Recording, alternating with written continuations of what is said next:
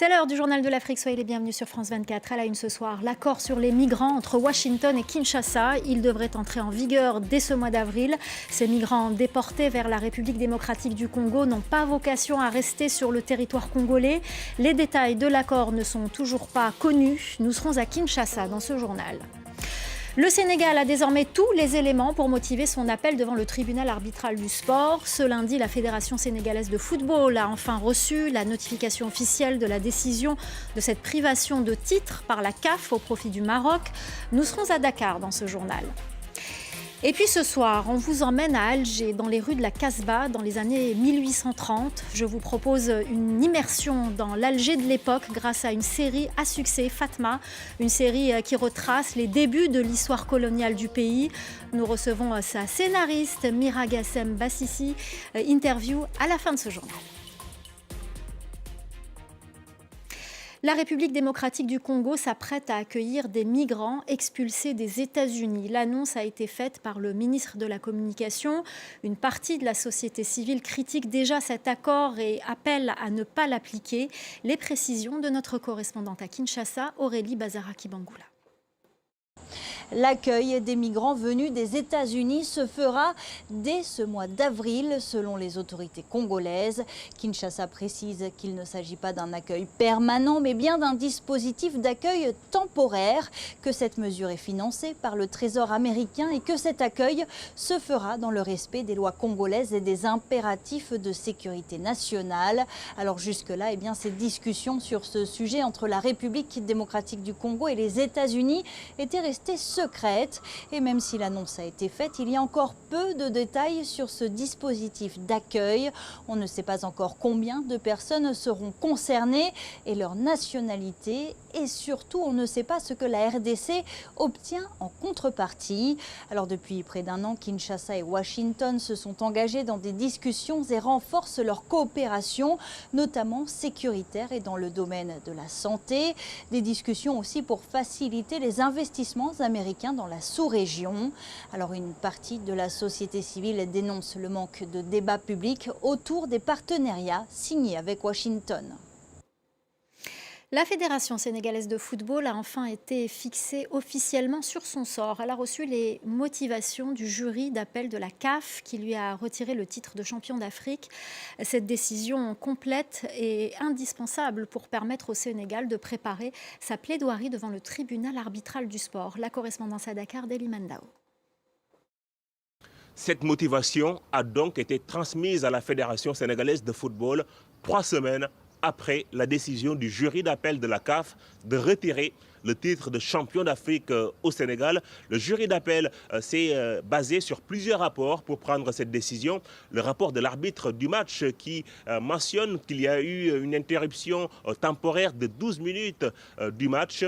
Le rapport surtout du coordinateur de la rencontre qui, lui, précise qu'il y a eu un abandon définitif du Sénégal dans son rapport, d'où l'incompréhension de certains juristes spécialistes en droit du sport avec qui je me suis entretenu, car selon eux, les décisions de l'arbitre, selon la loi 5 de l'IFAB qui régit les lois du jeu, les décisions de l'arbitre sont définitives et prime sur celle du coordinateur de la rencontre. La Confédération africaine de football, il faudrait le dire, a également rejeté la demande de la Fédération royale marocaine de football de retirer le trophée, les médailles et le prize money au Sénégal. Le flou persiste ainsi dans ce dossier qui commence à être tentaculaire et qui devra être jugé en dernier ressort par le tribunal arbitral du sport depuis le dépôt d'un recours par la Fédération sénégalaise de football. Et ce soir, on vous parle d'une série qui a cartonné en Algérie pendant le mois de Ramadan et qui continue à faire parler d'elle. Une série empreinte d'histoire, de romance, un témoignage rare mais aussi fidèle de la vie quotidienne dans la Casbah d'Alger au début de la colonisation. On reçoit ce soir l'autrice et la scénariste de la série Fatma. On regarde un extrait de la bande-annonce et on en parle juste après avec elle. وجبت لك روبيرا تغني فيه وتوا كبرت ورجعت طرت فيا. Cette histoire est loin d'être finie. Vous allez le payer. Vous allez le payer très cher. هاد الحكاية صرات مع اللي ضربوا الفرنسيس المدينة. Bonsoir Mira Gassem Bassissi, merci beaucoup d'être avec nous sur ce plateau pour nous parler de cette série à succès en Algérie. On a envie de vous demander comment vous est venue l'inspiration de cette série. Bonsoir, merci de m'avoir invitée. Alors pour l'inspiration, alors l'histoire de Fatma, c'est toute une histoire de transmission. Donc j'ai mon beau-père qui était historien, passionné de la ville d'Alger, et puis surtout qui avait une histoire favorite qu'il racontait et qu'il a publié en livre aussi, qui s'appelle Fatma al-Makra. Donc c'est l'histoire d'une jeune femme qui habite Alger et dont les préjugés sociaux l'ont un petit peu empêchée de vivre comme elle l'entendait. Mais il y a une morale à cette histoire puisque ça finit bien forcément.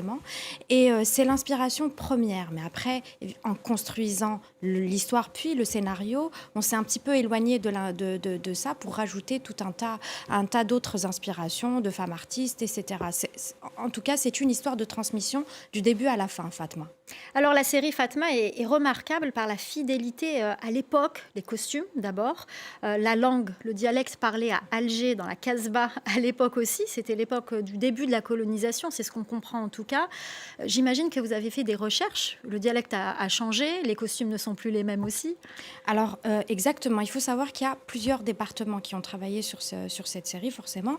On a fait les recherches en amont, donc avec ma collègue Rimaïs, avec laquelle je travaille aussi sur une revue d'histoire en Algérie. On a fait des recherches pour le costume, on a fait des recherches sur les décors, sur la musique qui a été portée aussi par une musicienne de renom qui est Lila Borsali, qui a travaillé pendant plus d'une année sur la musique à poser, sur les recherches et tout ça. Et ensuite, on a donné ça aux différents départements. Donc le costume qui est tenu notamment par notre directrice artistique, Madame Mariam Meftahi.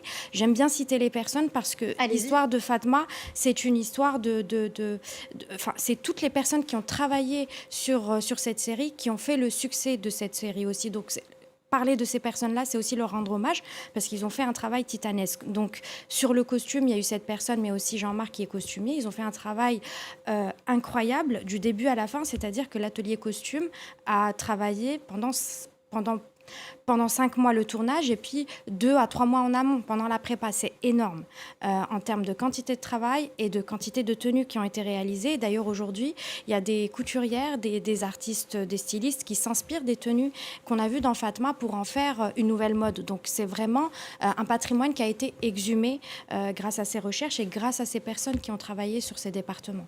Qu'en est-il du dialecte ? Alors pour le dialecte, c'est la même chose. Je n'ai pas travaillé sur le dialogue directement. Le scénariste principal, Salah Chihani, et moi-même avons posé des intentions de dialogue. Et suite à ça, on a un dialoguiste qui est Mohamed Cherchel, mais aussi épaulé par Gassem Jafar, qui est le réalisateur de la série, qui a travaillé vraiment sur tous les volets, pour le coup, sur le scénario. On le connaît bien, on l'a déjà reçu pour son film Héliopolis. Pour Héliopolis. Et si vous le connaissez bien, vous savez qu'il est partout quand il s'agit d'un projet sur lequel il se met, et du scénario jusqu'à la réalisation, à la post-production, etc. Et donc au niveau du dialogue, donc ils ont vraiment veillé à ce que, puisque à cette époque-là, le dialogue était dépouillé du français. Justement. Donc il y a eu tout un travail de recherche. On a fait l'acquisition de plusieurs dictionnaires sur le parler arabe, dit arabe du 19e siècle, sur lesquels on s'est basé.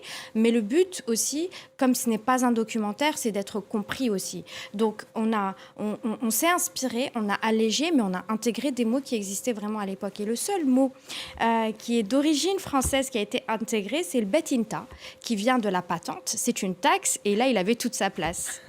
Alors, petit détail aussi, les acteurs ne viennent pas d'Alger, donc ne parlent pas vraiment ce dialecte, et ils ont dû s'adapter aussi. Exactement, et là aussi, c'est la prouesse, et c'est le travail justement de tous ces comédiens qui ont fait un travail extraordinaire et qui ont fait de Fatma ce qu'elle est aujourd'hui, et coaché, dirigé par Gassem Jafar, qui, je le redis, a fait un travail extraordinaire là-dessus, parce que si vous avez pu voir les interviews, vous voyez la différence entre les comédiens, enfin leur langage, et puis quand ils sont dans Fatma. Alors, on va parler aussi du contexte historique, parce qu'il est intégré aussi. On a plusieurs histoires réelles, notamment celui de la mosquée Ketchaoua, qui sont dans la série. J'aimerais qu'on regarde un extrait et qu'on en reparle juste après. Très bien. Un clochard vient de trouver près de la place du marché, le soir du meurtre du colonel. Et vous pensez qu'il appartient à l'assassin ? Sûrement. Regardez. Du sang. Elle dû recevoir un sacré coup. De quoi faire une belle cicatrice.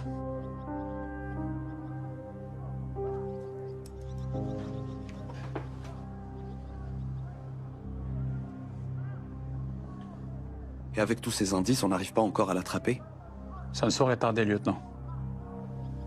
On est sur la bonne voie.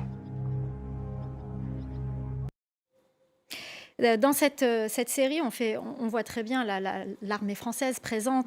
L'extrait nous montre qu'il y a une résistance, qu'on essaye d'attraper les résistants. Il y a toute une enquête autour. C'est aussi un petit peu une série où il y a de l'enquête policière, si je puis dire. Mais il y a aussi le contexte historique et celui de la mosquée Ketchaoua. On en parle beaucoup dans cette série, qui a été transformée en église. Donc on retrace un peu cette période où les Algérois, fidèles de la mosquée, ont résisté pour protéger cette mosquée Ketchaoua, qui est devenue cathédrale et qui est redevenue mosquée à l'indépendance. Exactement. Alors c'était très important pour nous puisque le contexte est posé. Et on voit la mosquée sur ces images. C'est ça. C'est les débuts de la colonisation. C'est une époque qui est très peu portée à l'écran. Et on voulait, à travers cette histoire qui est inspirée de l'histoire d'Alger, on n'a pas daté volontairement. D'ailleurs, la mosquée, on ne cite pas Ketchaoua, mais les gens ont reconnu son histoire. Et là, ça révèle réellement tout ce qui a été commis pendant la période coloniale. Et donc, pour cette mosquée Ketchaoua, il faut savoir que ça s'est passé en 1832. Donc, quand les fidèles ont appris le sort qui allait être réservé à leur mosquée, ils se sont barricadés à l'intérieur un 17 décembre 1832. Et on parle de centaines de morts. Certains sont morts piétinés à l'intérieur, asphyxiés, d'autres qui ont été extraits de force par l'armée française. Et elle a été transformée dès le lendemain. Il y a eu une messe qui a été célébrée dans la mosquée Ketchaoua. Et nous, on a voulu rendre hommage, enfin, on a voulu raconter ce fait à travers notre série, parce que c'est très important pour nous de raconter notre histoire.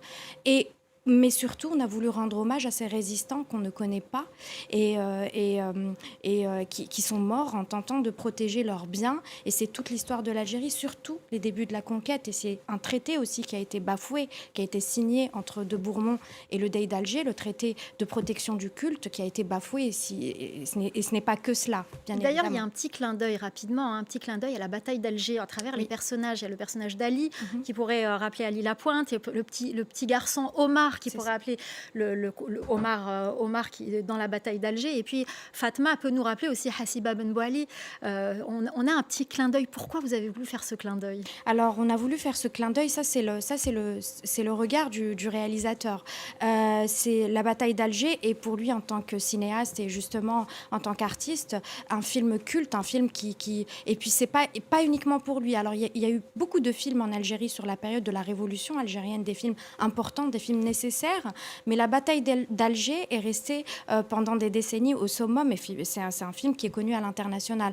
Donc, pourquoi? Parce qu'il met en avant ces personnages, justement, qui sont devenus dans la culture populaire. Enfin, tout le monde connaît Ali Lapointe, tout le monde connaît Hassiba, tout le monde connaît le petit Omar. Et donc, en faisant un clin d'œil, c'est un petit peu, et en remettant ça dans un contexte plus ancien, c'est un petit peu raconter, pas 132 ans de colonisation, mais 132 ans de résistance. Alors, dernière question rapidement, parce qu'on n'a plus beaucoup de temps. Est-ce que cette série sera sous-titrée ou doublée en français? Il y a beaucoup de franco-algériens, mais aussi nos téléspectateurs africains qui ne parlent pas l'arabe, qui aimeraient pouvoir peut-être visionner cette série. Est-ce que ça sera un projet plausible? Alors, on aimerait beaucoup, parce que justement, pour raconter, exporter notre histoire, une histoire qui a une culture, une civilisation millénaire, c'est très important pour nous, d'où Fatma. Et puis surtout dans ce cadre d'africanité aussi, on aimerait beaucoup, c'est une question de moyens, une question qui relève du producteur, que j'aimerais remercier aussi au même titre que le réalisateur. Donc le producteur Khaled Babassi, grâce à qui cette série aujourd'hui a vu le jour et qui pourrait notamment peut-être s'exporter, grâce au regard de ce réalisateur. Et au scénariste Salah Chehani. Et je dis juste rapidement, parce qu'on n'a plus de temps, qu'il y a une plateforme qui a été créée en Algérie, la plateforme Samira, grâce à cette série, pour promouvoir d'autres séries. Merci infiniment. Exactement. Merci d'avoir répondu à nos questions. C'est la fin du Journal de l'Afrique. Restez avec nous, l'info continue sur France 24.